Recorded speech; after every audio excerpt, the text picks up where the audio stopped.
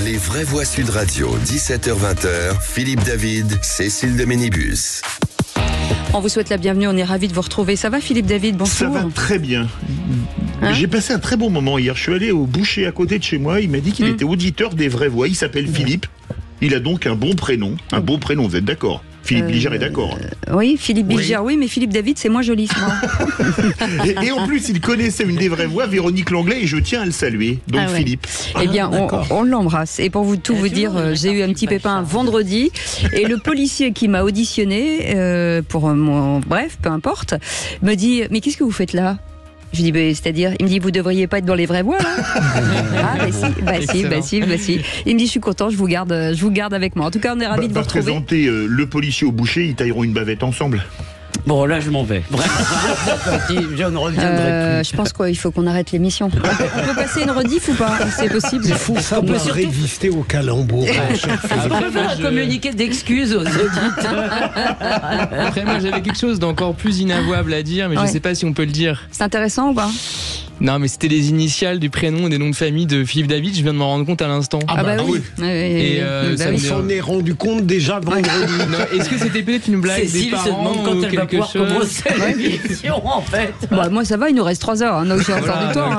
Ceci dit, Philippe Bilger, c'est pas mieux, ça fait problème, PB. Donc c'est un problème. Et moi, ça fait CDM, ça fait Coupe du Monde. Oui, ok, on y va. Exactement. Allez, les enfants, on y va. Allez, sommaire de cette émission. À 17h30, le grand débat du jour. La France devient le second pays au monde après l'ex-Yougoslavie en 74 à faire entrer le droit de l'avortement dans la Constitution. Après le vote de l'Assemblée, puis au Sénat, les 925 parlementaires des deux assemblées se sont réunis en congrès à Versailles aujourd'hui pour voter solennellement cette réforme constitutionnelle. Philippe. Alors parlons vrai. Trouvez-vous que l'IVG, comme l'abolition de la peine de mort ou le principe de précaution, n'a rien à faire dans la Constitution? Ou trouvez-vous au contraire que la Constitution doit aussi porter en elle des symboles et des principes? Craignez-vous que l'IVG soit remise en cause un jour en France? Et à cette question, l'IVG dans la Constitution, c'est historique, symbolique, anecdotique ou une sécurité pour l'avenir? Vous êtes 74% à dire anecdotique, 19% à dire symbolique, 7% historique et 0% une sécurité pour l'avenir. Et notre expert du jour, le politologue Jean Petot sera avec nous. Et puis le coup de projecteur des vraies voix à 18h30. La présidente de l'Assemblée nationale souhaite la mise en place d'une dose de proportionnelle aux élections législatives avant 2027. Au moins 25 ou 30%, précise Yael Braun-Pivet.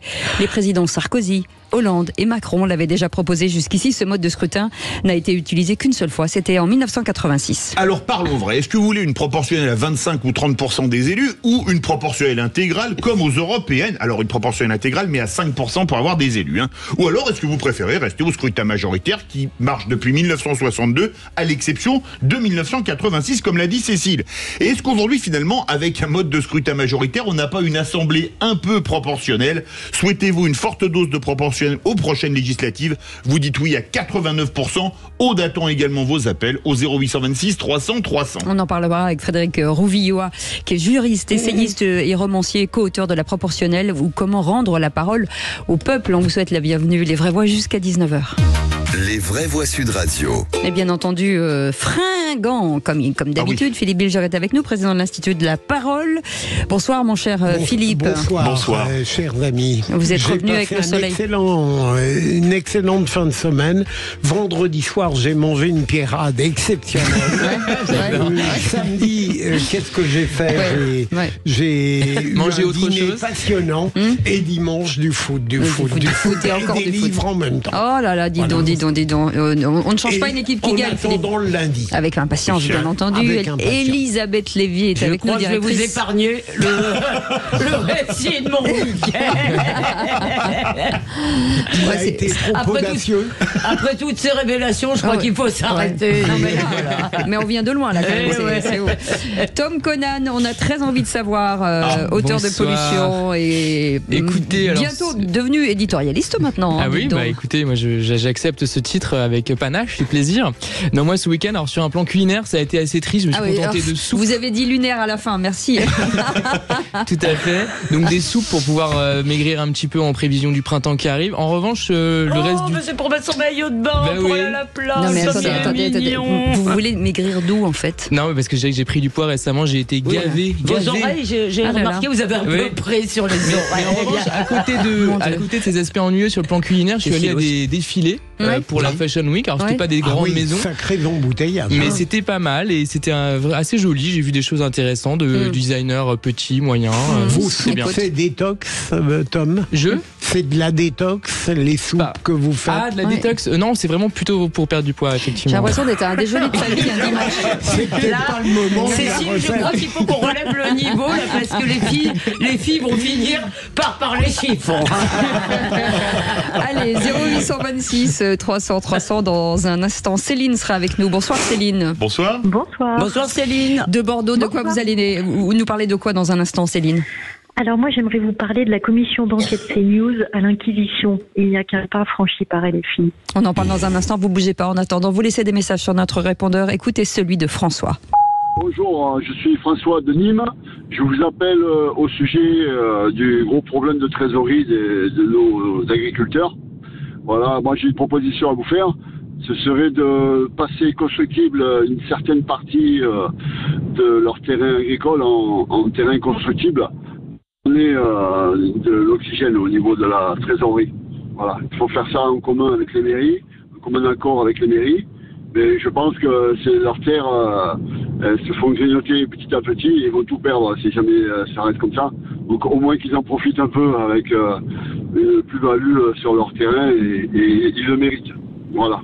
Merci à vous. Bonne journée. Merci François de Nîmes. C'est pas idiot, hein? Il me semble que on avait. Est-ce que on l'a évoqué. On l'a évoqué. Mais c'était pour la fin on voulait parler de ça pour la fin du salon de l'agriculture où Sud Radio était présent et où on a vu la popularité des agriculteurs. Mais quelqu'un l'avait évoqué. Oui, on l'avait évoqué effectivement la possibilité de. Non, mais je ne sais pas si c'est. Mais il n'y a pas eu une discussion là-dessus. Là, on peut. Non mais moi j'en ai un peu assez, si vous voulez, du sentimentalisme avec lequel on traite absolument tout. C'est-à-dire que ça fait 15 jours que j'entends partout, alors des gens tout à fait sincères et avec qui expliquent que les paysans c'est le sel de notre vie, c'est la base anthropologique de notre société, tout ce que vous voulez, tout ça étant vrai, si vous voulez. Mais ça mange pas de pain. Et la réalité, si vous voulez, c'est que cette popularité, les gens ne votent pas en fonction de ça, il faut pas me raconter de crack, ensuite ils vont voter en fonction de beaucoup d'autres critères. Donc si vous voulez, le fait de répéter tout le temps, ils sont populaires, oui c'est vrai, mais si vous voulez, les choses se règlent pas à coup de sentiments et d'émotions. En fait, ça nous fait pas tellement avancer. Et par ailleurs, la sanctification des causes, ça leur nuit en général. Je vous laisse l'intelligence, Elisabeth, et je garde la sensibilité. Je suis assez d'accord sur effectivement la tendance de l'époque à verser dans le sentimentalisme dès qu'il y a un problème important qui se présente ou une opportunité médiatique qui se présente. Moi, je me souviens notamment, vous savez, pendant le confinement, on avait parlé beaucoup des libraires. Alors, les libraires, c'est des gens très importants, mais on en avait surparlé, on avait survendu les libraires. Alors qu'en pratique, beaucoup de gens malheureusement n'y vont pas, alors qu'il faut évidemment y aller, les soutenir. Ils achètent en ligne. C'est comme l'ouverture des bibliothèques la nuit. Voilà. C'est pas la même chose. Hein. Non, mais il peut donc y avoir un écart important entre ceux qu'on est censé effectivement mettre en avant, et la réalité. Parce qu'il n'y a pas que des smicards qui vont acheter dans les supermarchés. Il n'y a pas que des gens qui n'ont pas de niveau. Mais bien sûr, c'est ce qu'on disait. Et lequel d'entre nous n'a pas acheté des framboises en hiver? Moi, j'en ai pas acheté, j'en ai jamais acheté. Que celui qui n'a jamais pêché, que celui qui n'a jamais pêché me jette la première pierre. Plutôt dans ces cas-là pour les framboises qu'il ne ramène pas sa fraise. Non, Elisabeth, regardez-moi, regardez la blanche colombe. Allez, direction Bordeaux avec Céline. Bonsoir Céline. Cette commission d'enquête CNews qui va à l'inquisition selon vous? Ah non mais carrément. Alors donc j'ai passé 2h30 de mon précieux week-end à regarder cette audition parce que je voulais en avoir le cœur net en fait. Et j'ai pas été déçue parce que c'était vraiment un tribunal pénal international. D'ailleurs, Carl Olive, le député, a ce matin très bien résumé la séance en la comparant à une garde à vue. Et c'était exactement ça. Le ton du rapporteur, qui est quand même une personne juste insupportable, qui pour mémoire avait traité quand même en son temps le ministre du Travail d'assassin à l'Assemblée nationale, donc il n'est pas à son coup d'essai.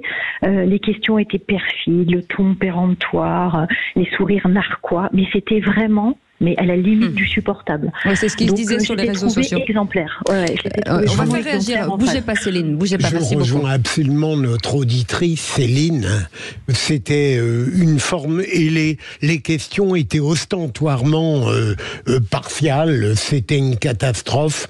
Et si certains avaient envie d'attaquer ces news, je suis sûr que les charges odieuses contre cette chaîne auraient donné envie de la défendre. Le plus commenté, c'était Émeric Caron. Sur les métaphores, peut-être que... Parce qu'en fait, l'Inquisition laissait quand même à l'accusé le pouvoir de se repentir. Oui. C'est-à-dire, même si souvent ça se finissait mal. L'exécution... En fait, c'est la mécanique. Alors, la mécanique est plutôt, en réalité, celle des procès... Pardon, je vais vite. Celle des procès staliniens, avec un dossier tout à fait bien ficelé. Maintenant, rappelons juste une chose, c'est métaphorique. Personne ne risque d'aller au goulag, personne ne risque d'être au risque. Mais il y a des gens qui pourraient risquer leur job, tout simplement. Tout à fait. Et ça, tous ces braves députés de gauche, je trouve ça génial. J'ai pas suivi le détail, effectivement, mais je suis évidemment au courant sur le fond de cette procédure. Oui, sur le fond, ça m'a effectivement assez choqué. J'ai vu qu'il y avait Denis Oliven qui s'en était ému, notamment sur Twitter.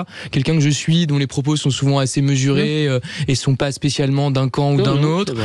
Donc, il est d'une gauche raisonnable. Voilà, sur le fond, effectivement, je trouve ça assez choquant. Après, néanmoins, de manière plus générale, considérer effectivement qu'un média, notamment un média qui traite de l'actualité générale, de l'actualité politique en particulier, ce serait le cas également de Sud Radio bien sûr, doivent faire preuve d'une certaine indépendance et d'une pluralité dans les opinions, ça c'est important. Voilà, et puis je le disais, voilà. Le plus commenté, c'est ce qu'a fait Émeric Caron. J'ai vu sur les réseaux sociaux. Il faut dire que... Oui, c'était... Bon, bref. C'était quoi ce commentaire? Je l'ai raté. Combien y a-t-il eu de morts à Gaza? Voilà, c'était la question à Serge Nidjar. Non, mais ça c'était extraordinaire, vraiment. Voilà. Non, mais...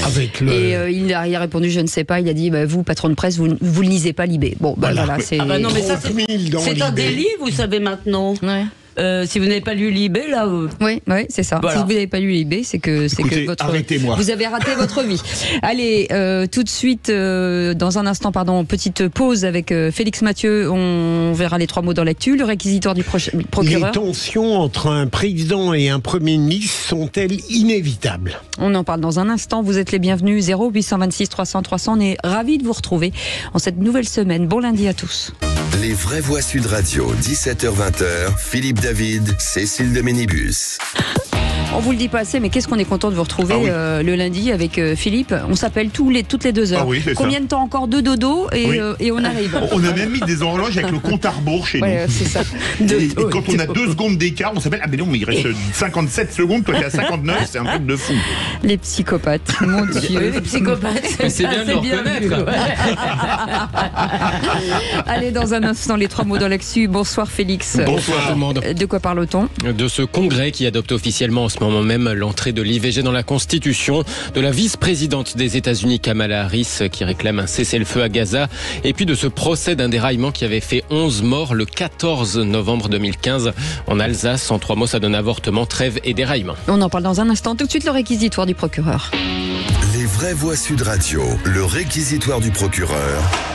Philippe Bilger. Et c'est sur les tensions entre les 2 principales têtes de l'exécutif que vous voulez requérir, monsieur le procureur. En effet, il y a une tradition politique qui fait qu'à peine un Premier ministre est nommé par le président de la République, qu'immédiatement, dans les journaux informés, on commence à percevoir des tensions, des contradictions. On cherche parfois avec une sorte de volupté amère tout ce qui va désaccorder les 2 têtes de l'exécutif, et parfois c'est faux. Mais lorsque ça arrive, il y a 1000 manières pour un Premier ministre de s'opposer au président. Et au risque de continuer à susciter l'ironie ou la gentillesse, je vais continuer à soutenir que, à l'heure actuelle, le rapport du Premier ministre Gabriel Attal avec Emmanuel Macron n'est pas aussi simple, limpide que d'aucuns le prétendent. Certes, le gouvernement lui a été imposé. en 2 temps, il n'a rien eu à dire. Je pense pas qu'il était favorable à la nomination d'un ministre qui a saccagé son bilan rue de Grenelle, mais pour le reste, il introduit à petite dose, notamment sur l'arc républicain, où il contredit brillamment le président de la République, des petites touches de contradiction qui montrent qu'il n'est pas décidé à être un clone d'Emmanuel Macron, qu'il a du talent, qu'il a de l'orgueil et que peut-être il commet des erreurs, notamment lorsqu'il considère que les troupes de Poutine sont déjà en France pour accabler le Rassemblement national. Mais j'aime bien le fait que le couple, en ce moment, n'est pas aussi net que, par exemple, celui que nous pouvons former dans nos vies. Elisabeth Lévy, ça va Vous et virer... moi, vous voulez dire. Ça va virer au Giscard Chirac ou au Mitterrand-Rocard, Macron-Attal? Ça, j'en sais rien, mais il y a une donnée, si vous voulez, tout cela n'est peut-être pas simplement dû à l'immense intelligence et au brillant de notre jeune Premier ministre qui époustoufle Philippe. Non, mais je blague, blague gentiment. Non, mais vous avez raison, il a évidemment beaucoup de qualités. C'est aussi dû, tout simplement, à un fait qui ne vous aura pas échappé, c'est que c'est la fin de règne, en fait, qui a déjà commencé. C'est-à-dire que si on était dans le premier quinquennat, je ne suis pas sûr que Gabriel Attal serait si indépendant que ça. Et de fait, là, il peut commencer à prendre un peu, parce que, si vous voulez, comment ça fonctionne aussi au quotidien le pouvoir, c'est que vous devez pouvoir deliver, vous devez pouvoir donner des postes, des trucs, promettre, faire des promesses. Quand je serai réélu, tu verras. Ben oui, mais là, Macron, il peut plus rien promettre à personne. Si, des postes d'ambassadeur avant son départ. Tiens, d'ailleurs, au fait, moi, personnellement, Ouais. Un mot, Tom Court. Oui, ce qui est sûr, moi, c'est qu'il a sa personnalité, ça c'est certain, il a une singularité, comme on dit. En revanche, j'ai quand même un peu peur qu'il tombe également, comme beaucoup d'autres avant lui, dans la communication, dans l'exercice de communication. J'ai l'impression que finalement, s'il n'y a pas une idée force qui anime un petit peu un quinquennat, ou en tout cas ce qui reste d'un quinquennat, ensuite on est un petit peu empêtré dans des exercices de ce type. Donc je pense que ça va être un show assez intéressant, mais les structures fondamentales des problèmes de la société vont pas être bougées d'un iota. Allez, merci beaucoup. En tout cas, dans tout de suite les 3 mots dans l'actu, c'est Félix Mathieu. Les vraies voix Sud Radio. Bonsoir Félix, 3 mots dans l'actu qui sont avortement, trêve et déraillement. 925 députés et sénateurs réunis en congrès sous les ors de Versailles. Ils font entrer dans la Constitution la liberté garantie à l'interruption volontaire de grossesse. Des négociations en Égypte pour une trêve entre Israël et le Hamas. La vice-présidente des États-Unis, Kamala Harris, réclame un cessez-le-feu immédiat dans l'enclave palestinienne menacée de famine. Et puis le déraillement d'une rame d'essai avait fait 11 personnes sur la ligne du TGV Est le 14 novembre 2015. Drame occulté à l'époque par les attentats de la veille. Le procès vient de s'ouvrir à Paris. Les vraies voix Sud Radio. Ils ont été l'objet d'âpres négociations à l'Assemblée nationale puis au Sénat. Quelques mots vont donc s'ajouter à l'article 34 de la Constitution. La loi détermine les conditions dans lesquelles s'exerce la liberté garantie à la femme d'avoir recours à une interruption volontaire de grossesse. Après les votes de l'Assemblée puis du Sénat, les parlementaires des deux chambres s'apprêtent maintenant à adopter officiellement cette réforme constitutionnelle. Devant le Congrès réuni à Versailles, le Premier ministre, on l'entendait, Gabriel Attal, a donc voulu inscrire cette séquence dans la longue histoire du combat pour les droits des femmes. L'homme que je suis ne peut imaginer vraiment la souffrance physique d'alors, quand l'avortement était synonyme de clandestinité honteuse, de douleurs innommables et de risques fatals. Le premier combat fut celui du droit de vote et de la citoyenneté. Un combat entamé pendant la Révolution, incarné par Olympe de Gouges. Et il fallut attendre 1944, il y a 80 ans. Les femmes sont vraiment citoyennes. Enfin, elles ont le droit d'être élues et de voter. Ce pas de géant pour l'égalité, nous le devons à l'alliance des gaullistes, des communistes, des chrétiens démocrates et des socialistes, rassemblés autour de l'égalité. C'est la démonstration que les plus grands progrès sont le fruit de l'unité. Nous sommes le 26 novembre 1974, il y a 50 ans. Après l'engagement de Valéry Giscard d'Estaing, Simone Veil monte à la tribune de l'Assemblée nationale. Souvenons-nous des insultes qui fusent alors dans l'hémicycle à son endroit. Barbarie, nazisme, génocide, four crématoire et tant d'autres. Malgré les injures, Simone Veil ne cède pas. Malgré les insultes et les menaces, Simone Veil ne plie pas. Alors, mesdames et messieurs les parlementaires, 50 ans plus tard, sous le regard de la famille de Simone Veil, que la force de vos applaudissements pour son combat et pour sa cause tonne plus fort encore que ces insultes et fasse définitivement justice à Simone Veil. Un droit à l'avortement constitutionnalisé en France, mais en recul aux États-Unis et en Europe de l'Est. La conférence des évêques de France opposée à cette réforme appelle au jeûne et à la prière aujourd'hui, position soutenue par le Vatican qui redit son opposition, je cite, à tout droit à supprimer une vie humaine. Elle était attendue, finalement, cette réaction Philippe ? Sûrement. Moi, alors, très modestement, je n'aime pas du tout l'étau dans lequel on a voulu nous enfermer au nom de l'humanisme, de la redite d'un progrès. Personne, en ce qui me concerne, je n'ai jamais discuté le droit à l'avortement, même si, bien sûr, je n'ai jamais, en tant qu'homme, d'ailleurs, est-ce que j'ai mon mot à dire, je n'ai jamais pavoisé devant ce problème qui est dramatique. Mais deuxième élément, je n'aime pas l'idée que on veut nous forcer à adopter la constitutionnalisation de l'avortement alors qu'on pense que c'est une grave erreur de l'inscrire dans la Constitution, mais que ça ne signifie pas que nous sommes des ringards sur le plan... Je pense qu'on va en débattre tout à l'heure. Je veux juste dire un mot pour vous amuser. C'est que je constate qu'ils ont dit toute femme a le droit de recourir à un avortement. J'attends demain les ligues trans pour nous expliquer qu'on ne doit pas dire femme à ce sujet. On y reviendra, pardon Tom, bien entendu. Allez, deuxième mot, trêve, celle qui négocie en ce moment, même dans la capitale égyptienne, le Caire. Oui, en tout cas, jamais les États-Unis n'avaient eu des mots aussi forts à propos de la situation à Gaza, alors que Joe Biden se fait de plus en plus pressant vers son allié israélien quant au sort des civils palestiniens. Eh bien, sa vice-présidente Kamala Harris en appelle à un cessez-le-feu. Given the immense scale of suffering in Gaza, there must be an immediate ceasefire. Étant donné l'immense ampleur des souffrances à Gaza, il doit y avoir un cessez-le-feu immédiat pendant au moins les 6 prochaines semaines. Ce qui est actuellement sur la table. Cela permettrait de libérer les otages et d'obtenir une aide importante. Ce que nous voyons chaque jour est dévastateur. Trop de Palestiniens innocents ont été tués. Kamala Harris qui demande aussi au gouvernement Netanyahou de faciliter l'entrée de l'aide humanitaire dans Gaza. Troisième mot, l'ouverture du procès du déraillement mortel d'un TGV en Alsace. Il avait causé la mort de 11 personnes le 14 novembre 2015, un drame largement occulté par les attentats la veille du 13 novembre. La salle d'audience la plus grande du tribunal parisien a eu du mal à contenir les parties civiles, les familles des victimes venues en nombre pour ce procès prévu jusqu'au 16 mai.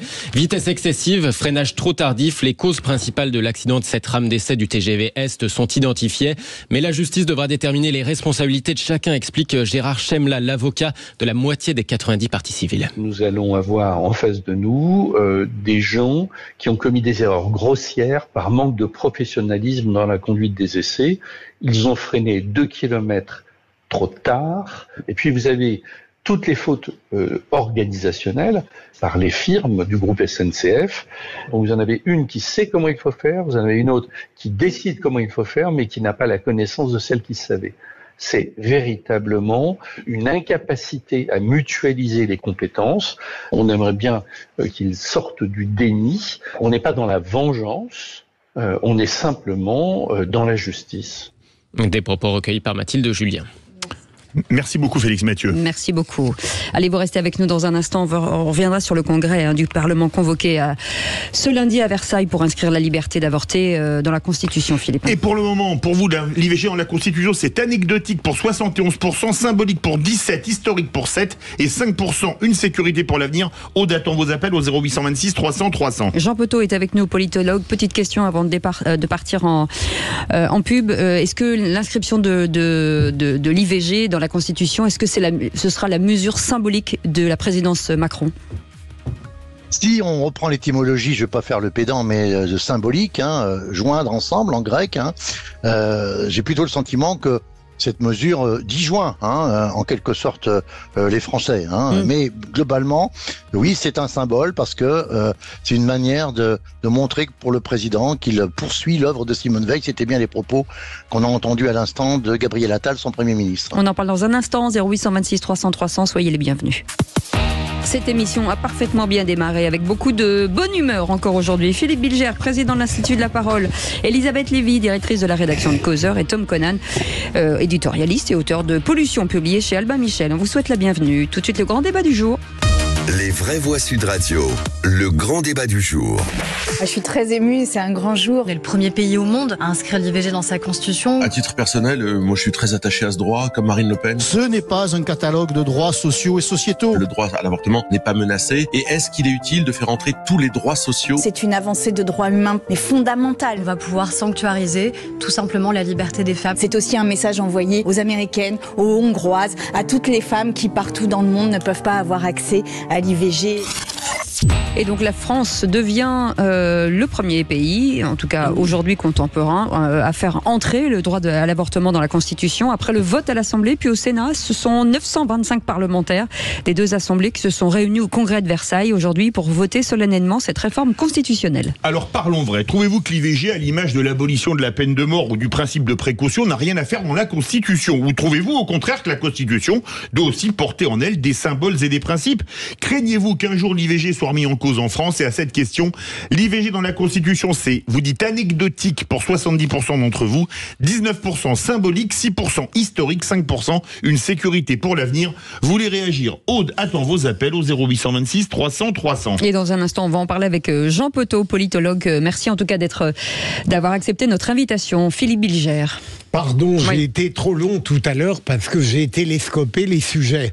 Mon premier point, c'est de dire que c'est un immense détournement de l'essentiel. Je veux dire, Emmanuel Macron avait 1000 raisons pour nous obliger à nous consacrer à quelque chose qui n'est pas fondamental, alors qu'il y a d'autres choses qui auraient dû nous solliciter. Deuxième élément, je refuse qu'on me dise que parce que je trouve que la constitutionnalisation est une absurdité, que je serais un ringard qui serait en quelque sorte hostile au droit à l'avortement. C'est complètement faux. Et troisième élément, je trouve extrêmement dangereuse cette pente qui consiste à introduire en effet, comme l'a dit Gérard Larcher, des droits sociaux dans la Constitution. Et je termine, malheureusement, la droite et le centre au Sénat ont montré en réalité leur absolue lâcheté et leur démagogie totale. Tom Collan. Je pense que c'est pas du tout une question d'être ringard ou pas ringard, progressiste, pas progressiste, c'est une question assez pragmatique. Effectivement, aujourd'hui, le droit à l'avortement, heureusement, n'est pas menacé. Il me semble pas qu'il y ait un parti important qui milite pour sa suppression, fort heureusement.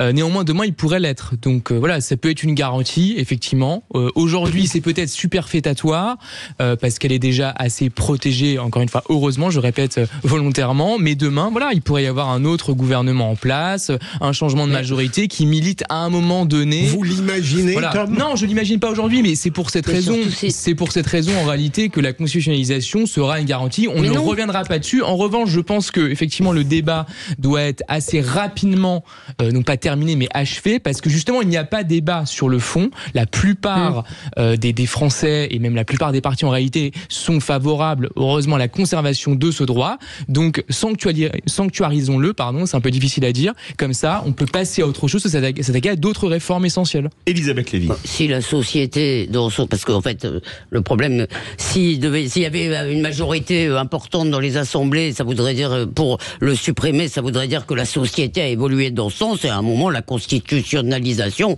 ne protège de rien du tout. Ce qu'on met dans une constitution, on peut l'enlever, mon cher Tom. C'est compliqué quand même, de modifier la constitution. Non, mais ce que j'essaie de vous dire, c'est que dans l'hypothèse, dans l'hypothèse où vous vous placez, ça voudrait dire qu'il y a un basculement de la société. C'est pas des sujets simplement qui sont dans l'ère politique. Ça pourrait arriver. Ça pourrait arriver. Bon, pardon, excusez-moi, je vais quand même néanmoins essayer d'aller au bout de mon propos. Moi, j'ai un peu la pression. Si vous voulez, moi, je trouve que ça n'a pas grand intérêt, mais c'est pas non plus un scandale. En fait, si vous voulez, ça n'ajouterait à la seule chose, c'est que je voudrais effectivement qu'on se rappelle, et je cite l'exemple du pape François qui est l'idole des gauchistes. Donc le pape François est contre l'IVG parce que les croyants sont contre l'IVG tant qu'on n'empêche pas les femmes d'accéder à ce droit, tant qu'on ne le conteste pas pour elles, ce qui serait une remise en cause de la loi. Je veux dire, on a le droit, si vous voulez, d'être personnellement, que ce soit pour le pratiquer, pour le subir, pour ce que vous voulez, contre, sans se faire traiter de tout. Et la deuxième chose, c'est que moi, j'aimerais quand même qu'un jour on poursuit l'œuvre de Simone Veil. Vous l'avez tous écouté, Simone Veil a commencé son propos en disant l'avortement, c'est toujours un drame. Or, aujourd'hui, c'est devenu un peu, parce que le nombre d'avortements n'a pas baissé avec la contraception, si vous voulez. Donc, je trouve qu'il faut pas non plus avoir une espèce de légèreté en disant c'est égal, c'est mieux d'y arriver avec la pilule quand même, non? Est-ce que c'est possible de dire un dernier point? Non. On va laisser. On va laisser Jean Petot nous expliquer. Alors, il y avait deux axes finalement dans ce grand débat. C'était de dire oui, constitutionnaliser ou pas. Et deuxième autre, l'acte finalement, le côté politique, parce que c'est un peu avant le 8 mars. On est vraiment dans une conjoncture qui fait que l'événement prend peut-être une ampleur un peu plus politique. Quand vous avez une décision politique de nature juridictionnelle ou constitutionnelle qui va aboutir à une révision constitutionnelle, vous pouvez pas faire abstraction, j'allais dire, de la petite politique qui va derrière. Hein. Ça fait en quelque sorte un peu partie du paquet. Hein. Alors, j'allais dire presque un peu peut-être malheureusement. Bon, là, il y a un enjeu qui est très important, qui est celui effectivement d'une sorte de protection de la loi Veil. Alors, en l'inscrivant dans le marbre, si je puis dire, de la Constitution. Tom Conant a raison, c'est plus facile de changer une loi ordinaire, comme la loi Veil, que de changer ou de modifier la Constitution. Les conditions juridiques et institutionnelles du changement de la Constitution sont lourdes. Hein. Je rappelle en quelques mots, article 89, il faut que le texte soit voté à la virgule près, à la majorité simple, par chacune des deux chambres. Et après, il y a deux options, référendum ou congrès, avec majorité des 3/5. Là, il faut que 555 des 925 parlementaires votent le texte à Versailles aujourd'hui. Bon, ça c'est la règle. C'est quand même plus compliqué, pardon Madame Lévy, c'est un peu plus compliqué de modifier la Constitution qu'une loi simple qui peut passer, j'allais dire, un peu facilement. Là où je suis aussi un peu embêté, c'est que j'ai consulté d'ailleurs, peut-être si vous permettez, parce que je suis plutôt d'accord avec les trois personnes qui sont exprimées avant moi, tout en étant aussi réservé sur chacun des arguments. Alors d'ailleurs, c'est pas... Vous faites du en même temps. Nous vous écoutons. Je pratique le en même temps, je suis sur une très mauvaise pente, voilà. Bon, Philippe Bilger, vous avez raison de dire que finalement cette histoire en quelque sorte ranime un débat ou se saisit d'une revendication pour la mettre à l'agenda politique. Bon, cela dit aussi, dans la Constitution, il y a déjà des droits sociaux. Alors vous allez dire c'est pas vrai.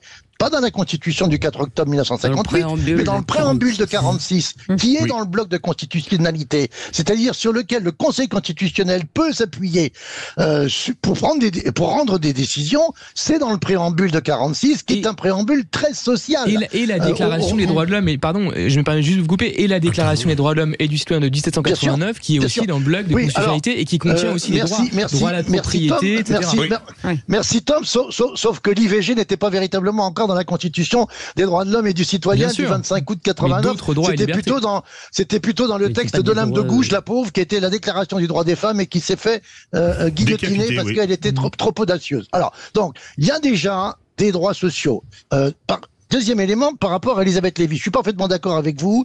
Il faut poursuivre l'œuvre de Simone Veil et en particulier, il faudrait beaucoup plus multiplier les campagnes vis-à-vis de la contraception, ça c'est évident. Deuxièmement, rendre un peu plus égalitaire l'accès à l'interruption de grossesse. Quand vous voyez les différences qu'il y a, par exemple, entre les Pays de la Loire et Provence-Alpes-Côte d'Azur, c'est une différence qui va parfois du simple au double par rapport à 1000 femmes. Comme pour le reste de la médecine et de la santé, en fait. Exactement. Oui. Vous avez parfaitement raison. En revanche, là où je suis un petit peu plus réservé, c'est que vous dites des tendances lourdes. Il faut des tendances lourdes dans la société pour remettre en cause la loi sur l'avortement. Parlez-en aux femmes polonaises, ça n'a pas été tout à fait leur lot, si je puis dire, jusqu'à ce que le gouvernement Kaczynski, officiellement, autre que Marowski, mais officieusement Kaczynski dégage aux dernières élections législatives, autrement dit que le gouvernement hyper réactionnaire du PiS soit renvoyé en quelque sorte dans l'opposition. Mais vous avez raison, mais là vous parlez quand même d'un cas très particulier parce que le passage d'un pays catholique, si vous voulez, d'anthropologie catholique, qui est comme ça complètement déstructuré par le communisme, qui revient au catholicisme, je pense, le cas de la Pologne anthropologiquement est beaucoup plus compliqué que le nôtre, si vous voulez. Enfin, ce que je voulais dire. Non, mais je connais plutôt bien la Pologne, vous m'en ferez crédit, juste pour dire que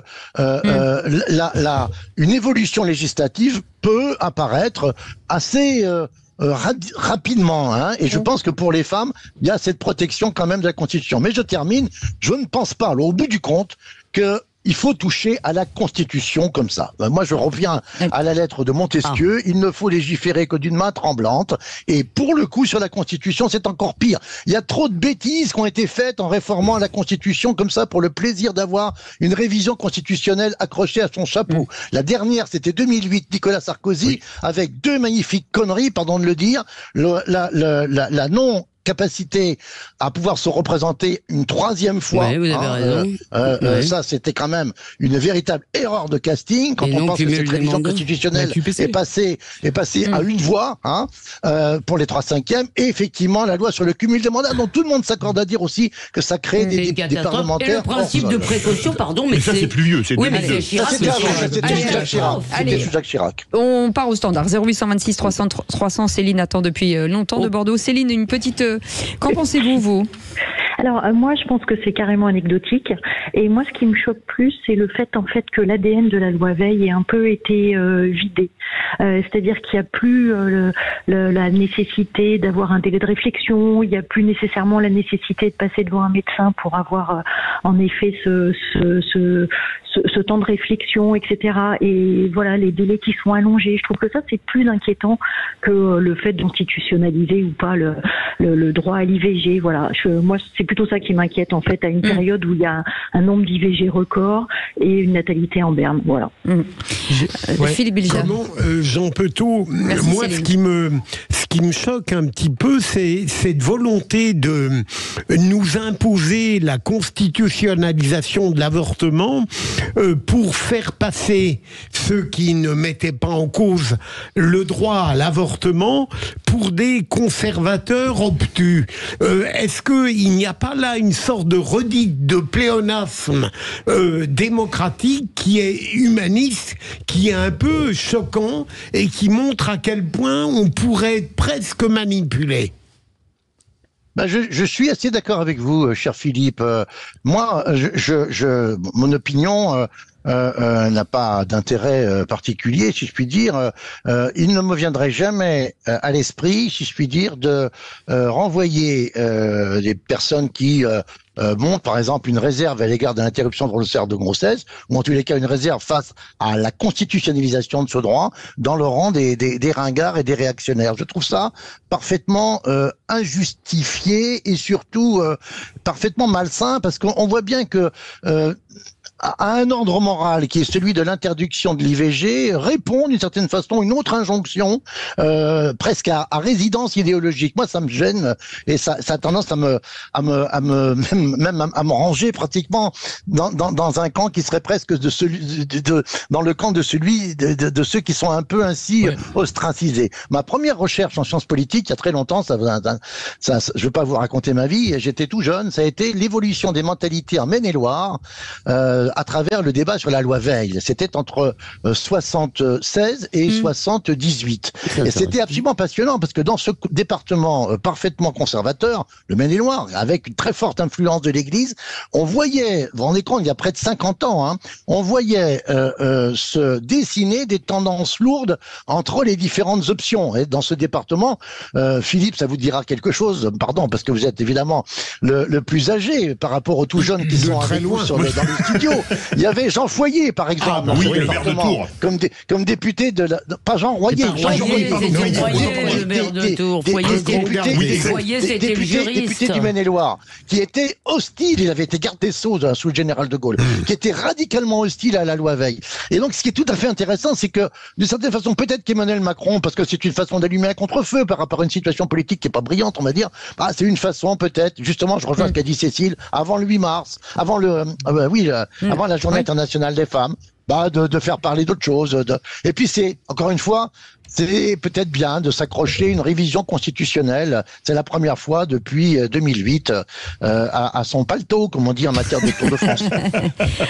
Qu'est-ce qu'on l'aime, Jean Petot. On adore. On vous adore. Excellent. Merci beaucoup pour cet agréable moment avec nous. Si vous aviez été dans le studio avec nous, on vous aurait gardé pour le qui c'est qui l'a dit. Mais il faudra venir la prochaine fois. Vous auriez peut-être tenté votre chance. Il ferait une vraie voix parfaite. Absolument, on peut lui proposer d'ailleurs. Je lui ai déjà proposé. Mais il a dit que quand il sera à Paris, il sera a dit avec quand nous. Philippe David sera plus là. Condition sine qua non. Non, il a pas dit Mais ça. Jean, un mot de vous et pam, il disparaît. Non, je plaisante, bien entendu. Allez, vous restez avec nous, Céline. Dans un instant, vous allez jouer au Qui c'est qui l'a dit avec nos vraies voix du jour. On vous souhaite la bienvenue. On revient dans un instant. Et les vraies voix, tous les jours, du lundi au vendredi, on a l'impression que c'est un commerce qui ouvre tous les jours à 17h C'est vrai. et qui ferme à 20h. Comme C'est ça, ça. vous rentrez comme vous êtes, vous connaissez la pub, 0826 300 300. Aude sera avec vous, bien entendu. C'est Céline qui est avec nous de Bordeaux. Bonsoir Céline, vous êtes prête? Bonsoir. Vous Oui, êtes prête? oui, quasi. On envoie? Allez. On envoie la sauce. Allez, le site. Les vraies voix Sud Radio, le quiz de l'actu. Et ce quiz de l'actu, vous répondez en premier et ensuite ce sont nos vraies voix qui répondent si vous n'avez pas la bonne réponse. Allez, on commence par 3 points. Un qui c'est qui l'a dit. Marine Le Pen fait de plus en plus du en même temps. Céline. Zemmour. Bonne réponse de Céline qui marque 3 points. Ouh là là là là. Là, je sens qu'on est mal barré. Je vais la laisser gagner, elle est sympa. Elle envoie du lourd. Elle envoie du bois. Alors, avec un petit ton calme, l'air Oui, de très rien, zen. pas ramenarde. Qui c'est qui l'a répondu? C'est une question à 3 points. Qui c'est qui l'a répondu à la question député, sénateur, qui fait partie de l'arc républicain? Tous. Ils ont tous été élus par les Français. L'arc républicain, je ne sais même pas ce que ça veut dire. Non. Céline, vous avez dit quoi? Gabriel Attal. Attal, non. Gabriel Attal. C'est une femme. Non. Qui a un poste très très élevé aussi. Une femme intelligente. Non. Non, mais non, ça Elle est va. présidente. Elle est présidente. Oui, De l'Assemblée nationale. il faut De l'Assemblée qu'elle soit nationale. Oui, allez-y. J'ai un doute sur son nom. Yael Braun-Pivet. Bonne réponse. J'ai dit la fonction, moi. On partage. On partage. Allez, 1,5 point chacun. On Je parle lui donne 2 points parce que c'est vrai que s'il avait Alors, pas... 2 voilà, points c'est pour gentil. Tom, Je suis 1 point. sympa, Qu'est-ce qu'elle est magnanime. De toute façon, je pense qu'on va tous perdre. Donc... Céline, vous l'aviez pas, Céline, hein? On est d'accord? Je l'avais sur le bout de la langue. Ouais, mais c'est bon. Elle est bonne, la Céline, hein. menteuse, elle a le nez qui s'allonge. Allez, question qui c'est qui l'a dit, 2 points. Je propose que la dissuasion nucléaire soit inscrite dans la Constitution comme élément inaliénable. Céline. Macron. Non. Marine. Bonne réponse de Philippe Billiger, Marine Le Pen. Vous l'appelez Marine, vous? Dites Oui. donc, 3 points. familiarité. Ouais. Qui c'est qui l'a dit à 2 points? Je ne voterai plus pour Marine Le Pen au présidentiel. Ah, ouais. Ménard. Pardon. Alors, moins 3. Non, mais Oui. Céline, vous Moins l'aviez quatre, ou même. pas? Non, désolé, non. Bon, alors on met 2 points à Elisabeth Lévy qui a été magnanime et qui avait laissé 2 points à Vous Tom Cruise. favorisez les femmes, hein, il y en a marre. Et quand je pense, vous vous rendez compte qu'il était magistrat, il incarne la justice, Ben, et la alors pondération, Ben oui. la raison, Cécile. l'équanimité. Ah non, mais vraiment. Et la violence. Mais non, vous êtes une femme de transgression. Et voilà. Elisabeth, Oh, partez il du me dit donc, principe. là, il m'aurait séché au tribunal. en me disant un truc comme ça. Elisabeth, partez du principe que le qui c'est qui l'a dit, ce zone sont de d'autres non-droit. personnes. Oui, oui, c'est plus c'est les mêmes une zone personnes de du tout. non-droit. Fleur Alors là, d'empoigne, c'est en pour fait. qui, là, Voilà. par exemple? Mais 2 Je le points pour savais. Elisabeth Lévy. Bah oui, quand Allez. même. Ouais. Bah, elle Mais avait je le donné, savais, ah bah oui. Et moi aussi, tous les résultats sont dans ma tête. Donc, Allez, qui viole s'il vous plaît. règle à le point. Vous, Ouais. Allez, qui c'est qui l'a dit? Écoutez bien, Céline, c'est pour vous. Vous faites bien d'être chez vous, Céline, parce qu'ici, ça va mal finir. Ça vaut 3 points. La France insoumise est un danger pour la société. Céline, c'est un député assez médiatique. Ouais. Très médiatique. Un même. ancien maire. Oui. Et ancien journaliste. Céline Ah non, désolé. Langauchat. Carl Olive. Bonne réponse. Carl C'est Olive. indiscutable. Là, c'est indiscutable, Ah oui. c'est sûr. Mais Il on est pas triche ancien pas. député, il est député. Oui, donc député, ancien journaliste. Ancien journaliste, il a dit. Pardon, Il j'ai faisait le compris, foot sur ancien Canal+. député. Ok. Allez, qui c'est qui l'a dit? N'essayez pas de tricher, Céline. hein. C'est une question à 1 point. 7 ans de macronisme ont affaibli la France. Céline. Si, à Marseille, allez. On vous donne un indice. Céline. Langauchat. Marseille. Ouais. Bordella. Bonne réponse de Philippe Billiger. Là, il a été plus rapide. Ah bah là, vous vous rattrapez. Hein. Pas mal. C'est vraiment pas... Non, 1, vous plaisantez. Mais franchement, pourquoi un? Bah, parce que c'était facile. Et en vrai que plus, c'est facile. c'est Elisabeth Lévy qui vous l'a donné. Vous n'avez rien dans le gentleman. Ménard, c'était pas facile. Bah, c'était un point Parce que aussi. pas si facile que ça. Bah, il fallait écouter Sud Radio ce matin. Oui, c'est tout. sûr. Il reste 49 secondes. Qui c'est qui l'a dit à 2 points, Céline? C'est le moment de vous rattraper. La planète est en train de crever. Nos conditions sur Terre sont menacées. Céline, c'est une femme. dont le prénom rime avec Céline. Ouais. Ah oui. Bah oui, bien sûr. Et dont le patronyme est un grand philosophe. Suisse. Ouais.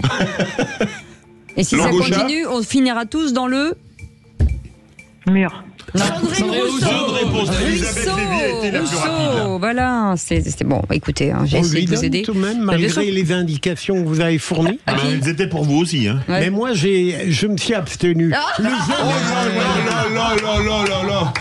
Ah, c'est énorme. C'est énorme. Scandalisée. Elle est scandalisée. Ah oui, on est scandalisé. Allez, les Bah, points. verdict, Elisabeth Lévy a gagné. Elisabeth Lévy a gagné avec la bagatelle de 8 points. Devant Philippe Bilger et Céline 3 points et Tom Conan 2. Eh ben bravo Céline quand même d'avoir joué avec Bravo. nous, vous étiez Bravo. pas mal, c'est bien. Merci Céline. Et Céline, Bonne soirée. quand vous passez par les studios, venez nous voir, hein, s'il Ah vous oui. plaît. Avec D'accord. plaisir, avec plaisir. On vous fait des gros bisous, merci d'avoir joué avec nous, merci d'avoir passé du temps. Dans 10 minutes, la tour de table de l'actu des vraies voix, Philippe Bilger. Alors, les love rooms, c'est quelque chose qui excite beaucoup Philippe. N'importe quoi, je sais même pas ce que c'est. Les love rooms. C'est vrai. Allez, Les Elisabeth Lévy. chambres d'amour. J'hésite, alors on va dire que ça sera une surprise. J'hésite D'accord. entre deux. Je vais vous consulter. La NASA qui recherche des volontaires pour vivre sur Mars. D'accord, écoutez, après tout ça, j'ai hâte de revenir après la pub. À tout de suite. Les vraies voix Sud Radio, 17h-20h, Philippe David, Cécile de Ménibus. Autour de cette table chatoyante, j'ai envie de dire, Philippe Bilger est avec nous, Tom Conan et Elisabeth Lévy qui a mis Je ses chatoie. lunettes de soleil. Oui. Qu'est-ce qui se passe pardon, c'est Nous parce qu'en fait, chatoyons. je ne trouvais pas les autres, et c'est pour lire quelque chose. Dans un instant, Félix Mathieu, on parle de quoi? On va partir dans le Gard où l'imam Majoubi ne reviendra pas de sitôt. Le juge des référés, la juge des référés vient de valider son expulsion. On en parle dans un instant. La France échoue au pied du podium d'un classement international devancé par le Japon, Singapour et le Qatar. Cet échec ne va pourtant pas nous faire pleurer puisque c'est le podium mondial de la dette par habitant. En effet, la dette par habitant a atteint en France au 31 mars 2023 la bagatelle de 56 226 € et a encore empiré depuis. Mais la question qui se pose est la faute à qui? Et les réponses sont multiples, même si, à mon avis, les premiers coupables sont la classe politique qui a dirigé la France depuis 50 ans. Pourquoi 50 ans? Parce que le dernier budget en équilibre date de 1974. Il y a donc 50 ans, un budget voté sous Pompidou et exécuté par Valéry Giscard d'Estaing. 1974, année de finale de Coupe du Monde où les Pays-Bas de Cruyff sont tombés face à la RFA de Beckenbauer, où le tube de l'été s'appelait Le Mal-aimé de Claude François et où le film numéro 1 au box-office France était Emmanuel, bref, une éternité. Depuis, plus un budget en équilibre, même dans les années Jospin où, avec 4% de croissance, record depuis les 30 Glorieuses, on s'est toujours arrangé à dépenser plus qu'on ne gagnait, malgré de grosses recettes, puisque la France est parmi les pays les plus taxés au monde, vérité qui a été confortée au cours de ces 50 dernières années. Nous sommes les premiers en Europe donc pour ce classement, suivi de près par, accrochez-vous bien, la Grèce, qui a dû avoir recours à 3 plans de sauvetage drastiques pour éviter une faillite totale. Une faillite qui n'est peut-être pas si loin que ça pour nous, Philippe Bilger. La Grèce va mieux, je crois, mais... Elle allait tellement mal que c'est pas difficile. Non, mais la croissance est très bonne en Grèce en ce moment. Mais je voudrais faire appel au puits de science que vous êtes. Merci. Philippe. Non, mais réellement, et comme j'attends avec impatience la réponse, que pensez-vous de la théorie qui veut que un certain déficit soit très bon pour les affaires d'un État? Un certain déficit est très bon quand c'est pour des investissements, mais je vais vous dire, quand c'est pour dépenser beaucoup plus qu'on ne gagne, c'est catastrophique. Je vais vous prendre un exemple, le franc n'a pas été dévalué de 1803, le franc Napoléon de mémoire, à 1919. C'est pourquoi on a dévalué en 1919, parce qu'il y avait toute la dette des industries d'armement de la Première Guerre mondiale qui a obligé à dévaluer. Mais là, on est obligé de dépenser des milliards pour faire la guerre. Là, on peut dépenser des milliards pour faire n'importe quoi. Non mais Philippe, merci d'avoir fait ce sujet, parce qu'en fait la réalité c'est que nous sommes totalement dans la main des Allemands. Voilà. Le jour où les Allemands et qui financent via l'euro notre dette, le jour où ces gens-là décident que nous sommes la Grèce et que ça commence à bien faire de subventionner des Français qui en gros dépensent plus qu'ils ne gagnent, c'est-à-dire qu'ils ne fabriquent, nous ne produisons de moins en moins de choses. Et par contre, si vous voulez, nous sommes très à cheval sur nos dépenses. C'est-à-dire que dès que vous voulez couper dans quelque chose, la réalité, c'est que notre système social dispendieux, qui pousse un certain nombre de gens à ne pas travailler, est intenable parce que tout cela est fondé. En réalité, c'est la consommation qui est supposée tirer l'ensemble. Donc on subventionne la consommation. Et moyennant quoi, la production, bah, c'est pas grave, les Allemands n'ont qu'à le faire. En fait, l'un des problèmes, vous savez, quand on étudie la macroéconomie, on étudie notamment les cycles. Et en fait, on explique un truc très simple, c'est que quand le cycle est plutôt en phase haute, donc quand il y a de la croissance, par exemple, effectivement sous Jospin, c'est ce qu'on appelle en économie les cycles de Kondratiev. Voilà. Allez, on n'a pas beaucoup de temps. Et donc en phase haute de cycle, il faut faire les économies. Dans la cigale et la fourmi. Et en phase basse, là effectivement, on peut se permettre de faire les déficits. Et en fait, le problème, c'est qu'on n'a pas fait les efforts pendant les phases hautes, pendant les phases de croissance et de prospérité du pays. C'est ça. Allez, direction le Gard avec vous, Félix Mathieu. Le Gard, où l'ancien imam de Magnols-sur-Cèze n'a pas obtenu gain de cause. La juge des référés a validé aujourd'hui son renvoi de France vers la Tunisie, où il se trouve. L'affaire de ses prêches, évidemment, avait provoqué beaucoup de réactions consternées. C'est fini. Alhamdoulilah. On n'aura plus tous ces drapeaux tricolores qui nous gangrènent, qui nous font mal à la tête, qui n'ont aucune valeur auprès d'Allah. La seule valeur qu'ils ont, c'est une valeur satanique. Ces drapeaux sataniques qui ne valent rien d'Allah. En référé, la juge estime donc, je cite, que ces propos ne s'inscrivaient pas dans le cadre des valeurs de la République française, opposaient les musulmans et les non-musulmans, incitaient à la haine envers les juifs et Israël, ou encore faisaient l'apologie du djihad, de la charia. Dans sa décision, la juge écrit également que Majoub Majoubi développe, je cite, un discours théorisant la soumission de la femme à l'homme. L'avocat de l'imam indique désormais vouloir porter l'affaire devant le Conseil d'État et la Cour européenne des droits de l'homme si nécessaire. Pour en parler, nous sommes en ligne avec l'une des députées RN du Gard qui avait protesté contre ce prêche. Elle est en ligne avec nous. Bonsoir Pascal Borde. Bonsoir. Et merci d'être avec nous dans Les Vraies Voix sur Sud Radio. Est-ce que vous êtes satisfaite ce soir de cette décision de la juge des référés ? Alors, satisfaite, oui, je dirais momentanément, oui, je suis satisfaite, et ce d'autant que je trouve que cette décision est parfaitement motivée. La juge des référés a repris effectivement la quasi-totalité des propos tenus par cet imam, notamment concernant la place qu'il réserve aux femmes, puisque il dit à propos des femmes qu'il faut, alors je cite, l'homme croyant ne sortira de chez lui pour aller travailler sans ligoter son épouse et ses filles dans la maison, ligoter avec une corde. Pourquoi ? Car les bijoux et l'or sont des tentations pour les femmes. Voilà, c'est un exemple du sort que ce charmant personnage réserve aux femmes. Gérald Darmanin affirme donc pour l'instant, je suis effectivement satisfaite, mais ça n'est pas terminé, puisque son avocat fera sans nul doute, et c'est le droit de cette personne, un recours devant le Conseil d'État, et il saisira bien évidemment la Cour européenne des droits de l'homme. Donc le parcours est encore long et semé d'embûches. Oui. Quand Gérald Darmanin dit que sans la loi immigration, il n'aurait pas pu procéder à l'expulsion, que c'est grâce à sa loi, est-ce que vous lui donnez un bon point là-dessus ? Ah non, il faut tempérer l'optimisme naturel de Gérald Darmanin. Non, la loi immigration, telle qu'elle est ressortie de la, entre guillemets, purge du Conseil constitutionnel, n'est qu'un ersatz de loi sur l'immigration. Le seul apport, je dirais, c'est ce qui a permis effectivement que cet imam quitte rapidement, c'est la possibilité de se rendre très rapidement en mode perquisition dans le lieu d'habitation de la personne effectivement qu'on a envie d'expulser, et de récupérer ses papiers d'identité, notamment son passeport, ce qui évite bien évidemment d'avoir à demander un laissez-passer consulaire, puisque la France s'est fâchée avec beaucoup de pays dans le monde, et notamment tous les pays quasiment de l'arc méditerranéen. Allez, une petite question rapide, Philippe Bilger. Une curiosité, rapide, Madame la députée, comment avez-vous été informée de ces propos ? Alors, je suis, je dirais, l'œuvre de ce grand homme, de ce saint homme, entre guillemets, depuis de nombreux mois. Je vis à Bagnols-sur-Cèze, et donc je le soupçonne effectivement d'être très proche des intégristes musulmans.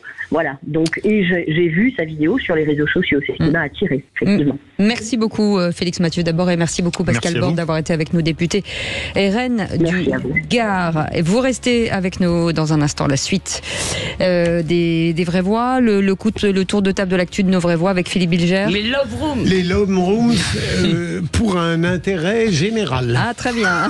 Elisabeth Lévy. Et moi, je vous parlerai d'un restaurant algérien qui a fait appel aux clients. Et moi, de la NASA qui recherche des volontaires pour aller vivre sur Mars. C'est croustifondant. À tout de suite.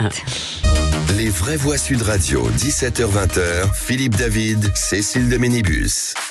C'est très cher. Et si vous avez raté le début, bien entendu, vous pouvez retrouver tout sur les réseaux sociaux. Si vous avez raté des moments cultes, parce que avec Philippe David, il y a toujours des moments cultes, Philippe. Ah bah toujours. Non, je parle de vous. Vous êtes un peu culte. Voilà. Et en parlant de culte, tout de suite le tour de table de l'actu des vraies voix. Encore ces stupides actualités. Ça dépend de la masse d'informations.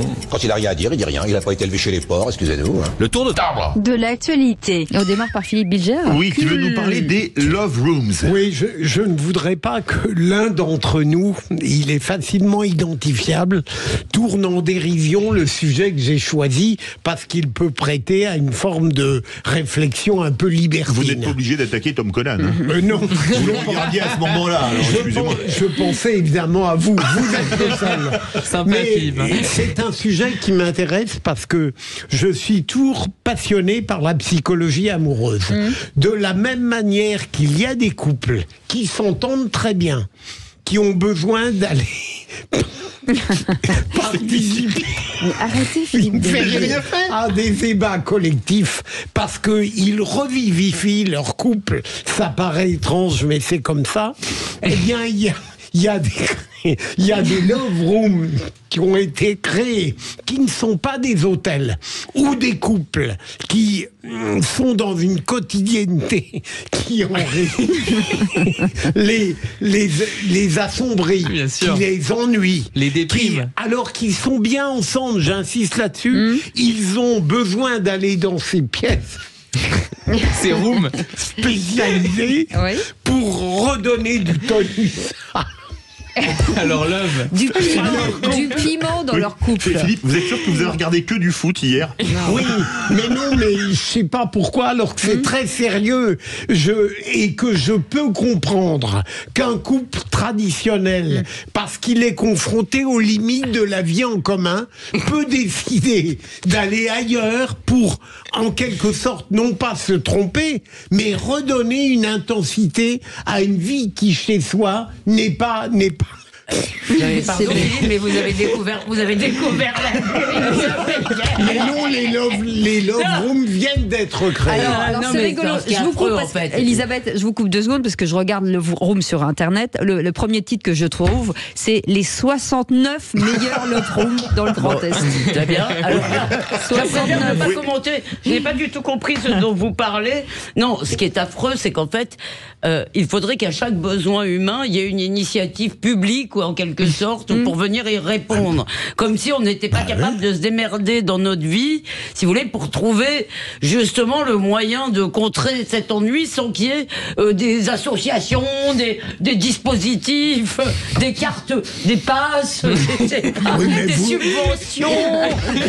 Mais vous n'auriez pas su créer une love room. Pourquoi pas?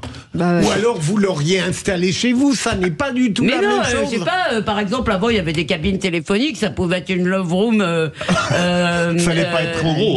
Debout, vous voulez dire. Mais fallait pas être trop épais. Alors là, c'est un peu inconfortable, franchement. Ah, parce qu'en lorsque plus, vous avez... oui, bon, d'accord, parce que monsieur veut il faut qu'il y ait un lit de place. L'ascenseur ou la cabine téléphonique. Et la table de la cuisine. Non mais Elisabeth, il parle de réveiller son couple avec d'autres gens. Donc dans une cabine, ça fait un peu de monde quand même. C'est vrai. Vous parvenez à travestir un très beau sujet. Mais excusez-moi, il me semble qu'avant, il y en a toujours. Avant, je me rappelle, pendant longtemps, il y en avait en bas de chez moi un club échangiste tout à fait honorable. Et d'ailleurs, Philippe, comme il n'était pas loin du palais de justice, il y avait plein d'avocats et de magistrats qui s'y rendaient. C'est pas le soir où je vous ai rencontré. Je ne crois pas, non. C'est pas du tout pareil, Elisabeth. L'échangisme et les love rooms, c'est une structure qui n'a pas... Les couples n'ont pas besoin de débat sous leurs yeux. C'est eux-mêmes qui trouvent leur remède. Alors, moi j'ai l'impression que... de leur vie. Donc si j'ai bien compris, merci pour cette confession Philippe, mais donc j'ai l'impression que c'est un dispositif public, donc j'ai bien compris. Absolument. Voilà. Donc on voit effectivement que la France devient désormais un pourvoyeur de services et veut résoudre des problèmes. Merci. Effectivement, c'est assez intéressant. Donc après les salles pour se shooter, maintenant il y a les love rooms. Mais honnêtement, et pourquoi même pas les assistants sexuels pour handicapés. Mais après, moi je suis pas pour ridiculiser ce genre d'initiative, parce qu'effectivement, alors moi je suis quand même plutôt adepte des lieux qui sont quand même privés. Je veux dire, chacun peut après choisir. Je veux dire, il y a des quartiers comme à Pigalle qui sont connus pour regorgé d'endroits, d'institutions idoines pour toutes les demandes de ce type, des produits, des services, des prestataires, etc. Tout ça en toute légalité. Voilà. Mais c'est vrai qu'on est dans un pays qui est quand même beaucoup plus puritain, par exemple, que l'Allemagne. Vous savez, par exemple, qu'en Allemagne, le Berghain, le Lab, vous savez, c'est des boîtes qui sont effectivement, disons, très ouvertes dans les mœurs qui sont acceptées en leur sein. Et je ne m'y suis pas rendu, mais je connais des réputations. Mais c'est vrai que oui. Je ne m'y suis pas rendu, mais je connais. On m'a dit que. 2 secondes, Tom. Et je voudrais répondre à une chose. Excusez-moi, 2 secondes. Je mets un petit carré blanc. Voilà, vous pouvez continuer. Donc désormais, nous sommes passés à un autre niveau. Non, mais effectivement, c'est intéressant de voir que il y a quand même un problème et une demande, on pourrait dire, en tout cas en la matière. Et c'est possible effectivement qu'il y ait une grosse difficulté par rapport à la sexualité ou à la vie amoureuse de certains couples. Et je pense qu'en effet, vu qu'aujourd'hui, on a des choses très concrètes comme le système de retraite qui repose en effet sur, on pourrait dire, l'amour, les relations amoureuses et l'enfantement, les nouvelles générations, on peut considérer qu'il y a une logique un peu opportuniste, ou opportune en tout cas, dans certaines politiques. J'ai empiété sur vos sujets de prédilection. Je suis navré.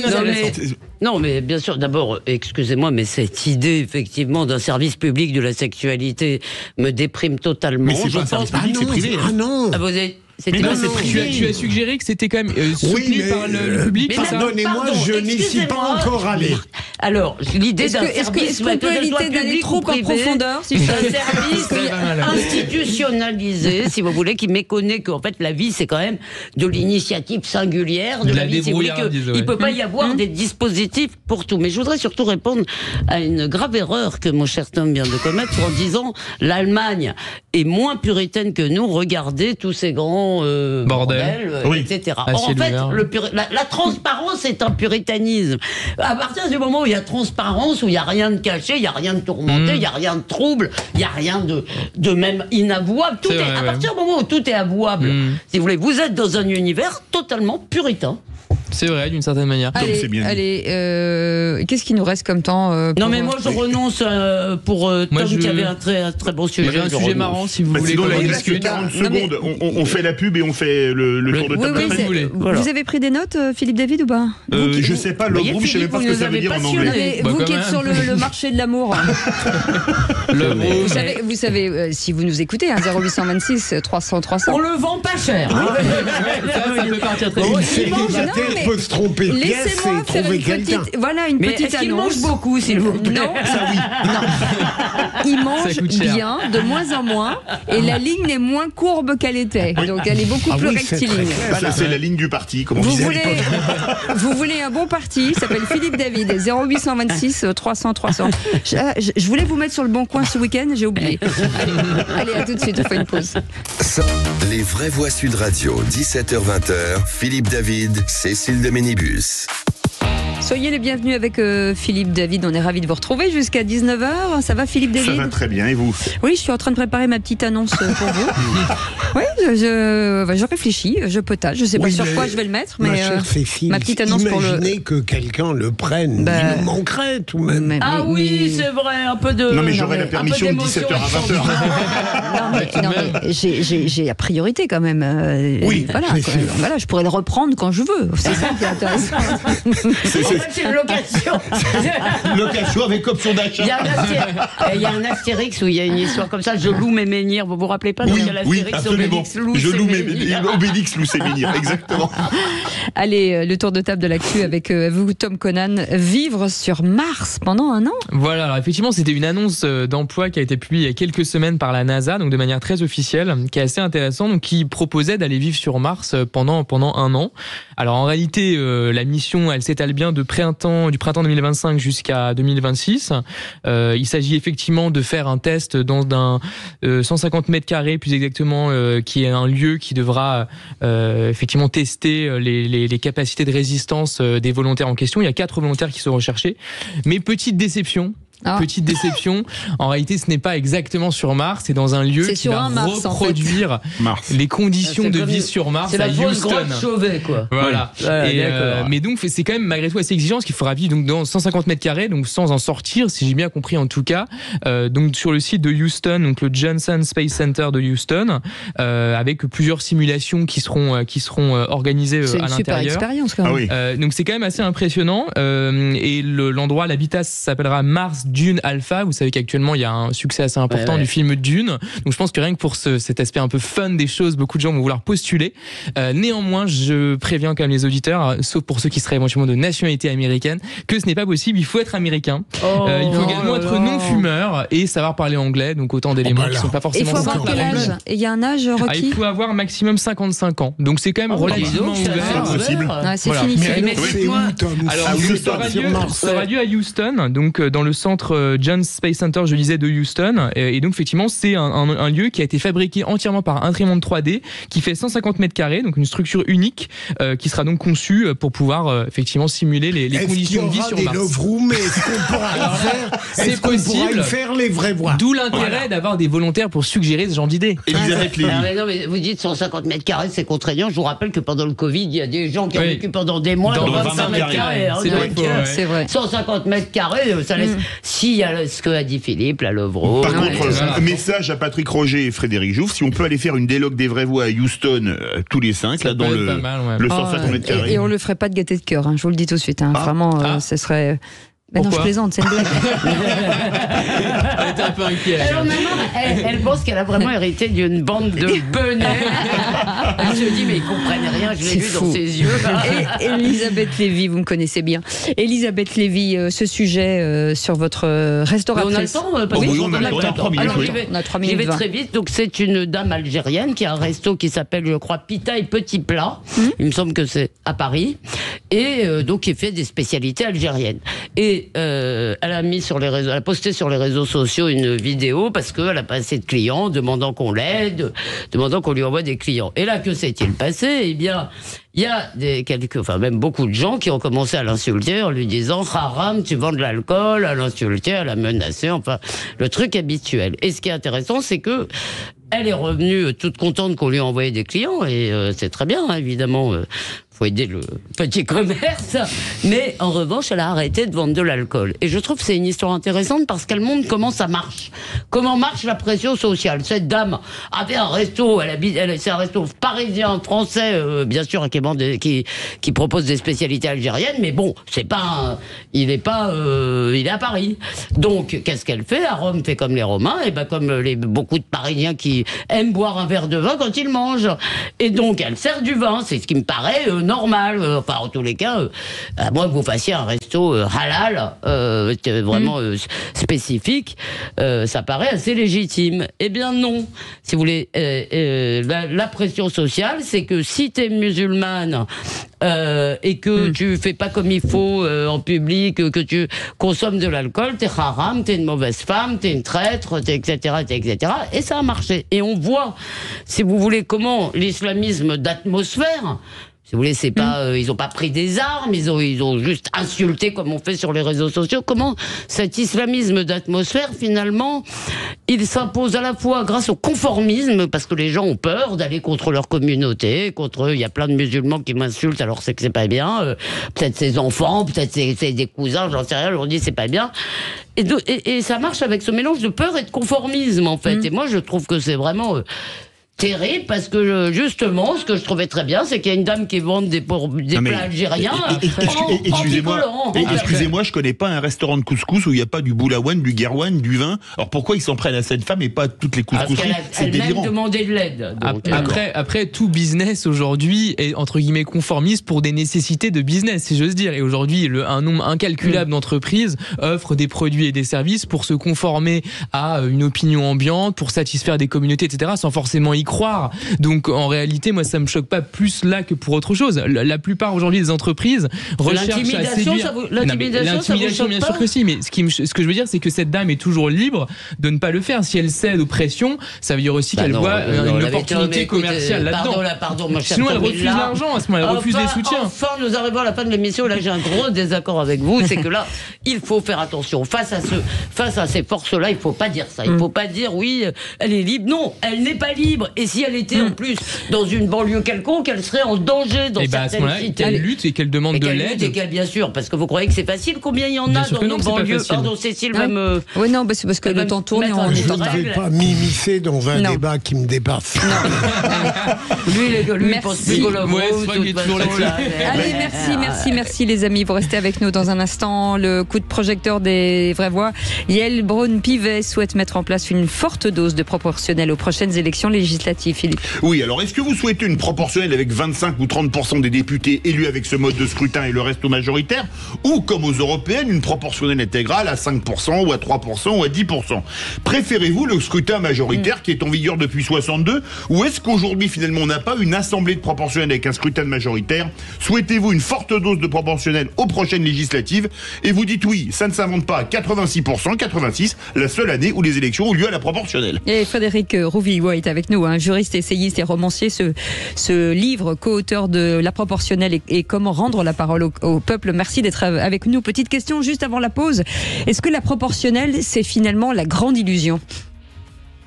Non, c'est tout sauf une illusion. C'est le grand débat. Le grand débat est en fait bien avant 62, puisque au fond, depuis les premiers dysfonctionnements importants de la Troisième République dans les années 1880-90, eh bien, on parle de la proportionnelle et on comprend que si on veut avoir une véritable démocratie, il faut que les différentes personnes et que les différents courants soient représentés. On en parle dans un instant. Ne bougez pas. On fait une petite pause. À tout de suite. Les vraies voix Sud Radio, 17h-20h, Philippe David, Cécile de Ménibus. Et pour nous accompagner, Philippe Bilger, Elisabeth Lévy, Tom Conan et vous au 0826 300 300. Soyez les bienvenus. Le coup de projecteur des vraies voix. Les vraies voix Sud Radio, le coup de projecteur des vraies voix. Moi, c'était un engagement que j'avais pris et que le président de la République avait pris en 2017. J'ai proposé l'introduction d'une dose de scrutin proportionnel aux élections législatives. Je suis favorable à ce qu'il y ait une dose significative de proportionnelle aux élections législatives. Pas intégrale. Qu'il y ait une forte dose de proportionnelle, au moins 25 ou 30%. Il faudrait, par exemple, faire une dose de proportionnelle. On ne peut pas accepter que pendant des années, des courants significatifs n'ait pratiquement aucun député. C'est important que tout le monde constate qu'il faut que nous travaillions ensemble et que les partis politiques s'entendent. Et vous l'entendez, la présidente de l'Assemblée nationale souhaite la mise en place d'une dose de proportionnelle aux élections législatives avant 2027, au moins 25 ou 30%, précise Yael Braun-Pivet. Les présidents Sarkozy, Hollande et Macron l'avaient déjà proposé. Jusqu'ici, ce mode de scrutin n'a pas été, en tout cas, utilisé qu'une fois, mais en 1986. Parlons vrai. Alors, est-ce que vous souhaitez une proportionnelle à 25 ou 30% des élus, comme la présidente de l'Assemblée nationale, ou une proportionnelle intégrale, comme aux européennes? Ou est-ce que vous préférez rester au scrutin majoritaire? Enfin, qu'est-ce que finalement aujourd'hui on n'a pas une assemblée de proportionnelle avec le scrutin majoritaire, puisqu'il y a une majorité relative, on allait même dire toute relative. Et à cette question, souhaitez-vous une forte dose de proportionnelle aux prochaines législatives? Vous dites oui à 85%, Aude attend vos appels au 0826 300 300. Et il s'y connaît en matière de proportionnelle. Frédéric Rouvillois est avec nous, juriste, essayiste et romancier, co-auteur de La proportionnelle et comment rendre la parole au peuple est avec nous. On revient vers vous dans un instant et merci d'avoir accepté notre invitation. Philippe Bilger. D'abord, c'est un grand bonheur de voir Frédéric Rouvillois qui a écrit des grands livres seul ou en compagnie d'autres personnes. Mais plus sérieusement, alors, La majorité relative d'aujourd'hui est une proportionnelle dévoyée, qui n'a pas les avantages de la proportionnelle et qui a perdu les avantages du scrutin majoritaire. En ce qui me concerne, je suis à fond pour le scrutin proportionnel et j'entends bien qu'on peut lui opposer des arguments de rationalité politique en disant que ça peut faire des majorités ingouvernables, mais même s'il y a des inconvénients, je crois qu'il n'est que temps pour la France de faire coïncider le pays réel avec le pays légal, et comme nous savons pertinemment que jamais nous n'aurons un véritable référendum sur les problématiques qui nous passionnent, eh bien la proportionnelle représentera peut-être un moyen détourné de faire parler le pays. Donc ça me paraît essentiel. Elisabeth Lévy. Alors d'abord, je suis pas d'accord. Je plus sois bien entendu sur le bonheur de voir Frédéric. Je suis pas du tout d'accord avec ça. D'abord, j'ai un exemple qui me vient en tête, c'est Israël. La proportionnelle intégrale est une catastrophe qui favorise la médiocrité, parce que n'oubliez pas que l'inconvénient de la proportionnelle, c'est que c'est pas le pouvoir au peuple, c'est le pouvoir au parti. Parce que la proportionnelle, ça veut dire scrutin de liste, c'est en fait le parti qui décide, et les gens finalement votent pour des partis. Ils votent pas pour des individus. Donc le parti devient tout puissant. En fait, notre problème, si vous voulez, c'est toujours la même chose. Gouvernabilité d'un côté, représentativité de l'autre. Donc si vous demandez aux gens, c'est comme le référendum, vous voulez de la proportionnelle, ils vous diront toujours oui. Ils veulent toujours qu'on les consulte. Il me semble, et j'arrête là après, il me semble que notre problème, c'est plutôt notre incapacité, notre absence de toute culture de coalition. C'est-à-dire du fait que des partis peuvent discuter, se mettre d'accord sur un contrat de gouvernement, ce qui par exemple résoudrait certainement le problème de Macron, sauf qu'il en changerait tous les matins, évidemment. Ouais, je pense que effectivement, quand on voit aujourd'hui la difficulté quand même du gouvernement à légiférer dans certains domaines tout de même, même s'il y arrive, mais à coup de 49.3 etc. Comme on le sait, je pense que ça effectivement ça introduirait un risque d'instabilité gouvernementale assez connu quand même dans le pays. Je suis assez d'accord aussi sur la remarque d'Elisabeth sur le pouvoir qui serait finalement donné aux partis plus qu'aux gens. Mais au-delà de ça, je dirais que la grande direction pour le pays, pour pour la politique générale, même au quotidien, on pourrait dire, c'est quand même l'élection présidentielle fondamentalement. Donc je suis pas certain que ça change forcément grand-chose. Ce qui est importé en revanche, je pense que c'était vraiment la réforme du quinquennat, puisque ça permettait de connecter en effet les élections législatives et les présidentielles en un même temps. Donc ça, c'est quelque chose de pour le coup qui était vraiment structurant pour les politiques françaises. Ça, je pense pas, parce que fondamentalement, c'est toujours la présidentielle dans ce pays qui rythme culturellement la vie politique.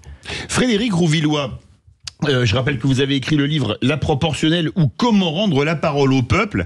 Est-ce que aujourd'hui il faudrait une proportionnelle, comme le dit Yael Braun-Pivet, avec 25-30% des élus, ou transposer par exemple le mode de scrutin des européennes pour les prochaines législatives?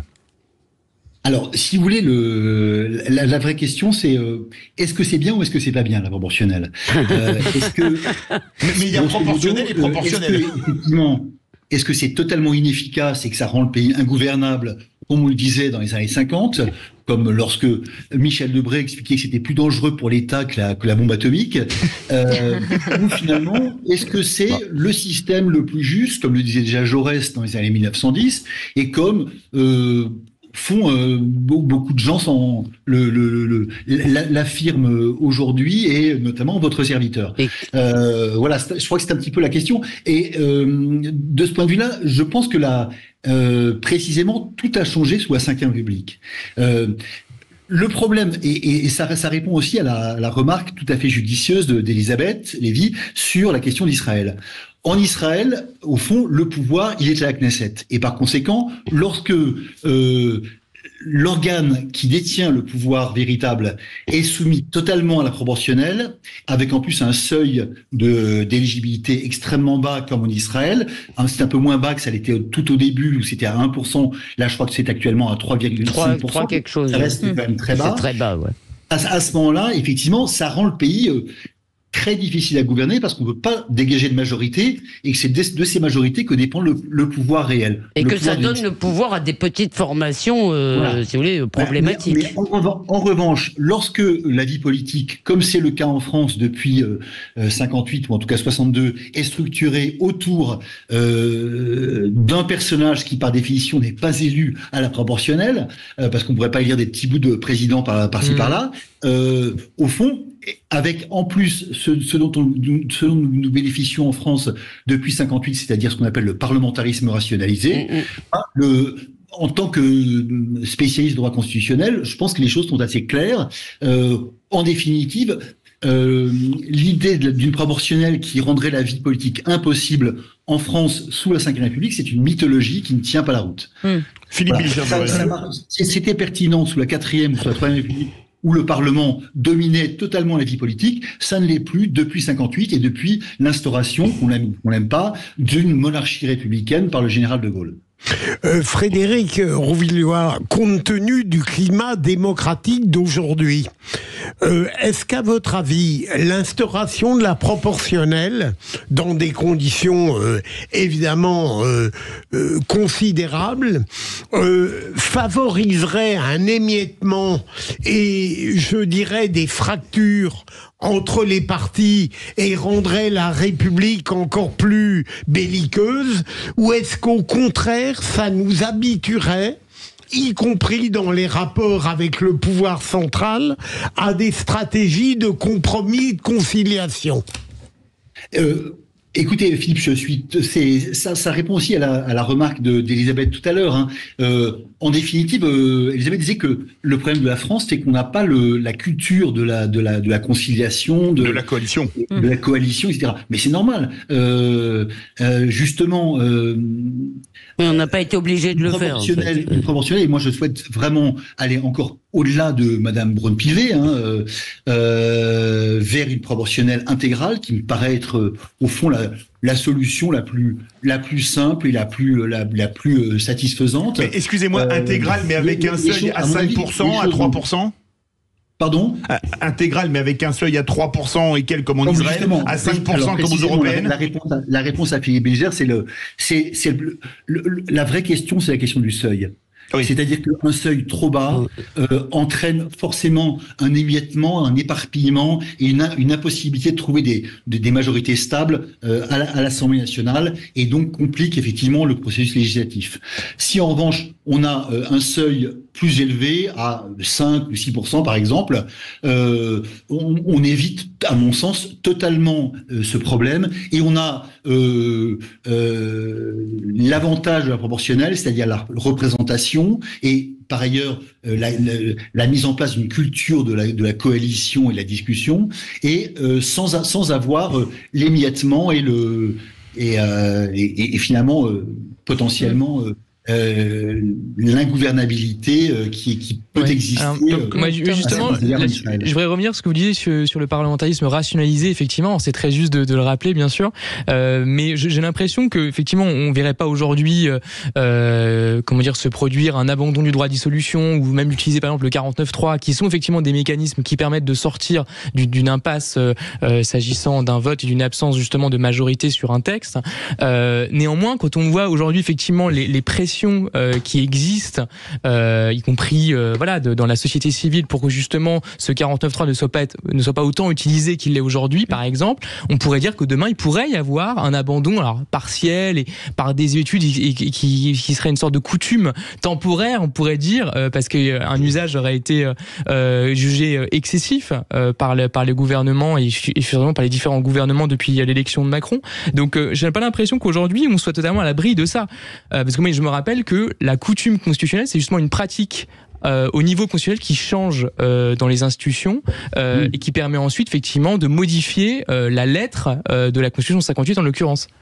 Alors, en réalité, votre question, qui est évidemment très pertinente, elle a trouvé une réponse déjà en 2008, lors de la précédente révision, celle du 23 juillet 2008, qui prévoit que le 49.3 ne peut être utilisé qu'une seule fois par session. Hors budget, hors texte budgétaire.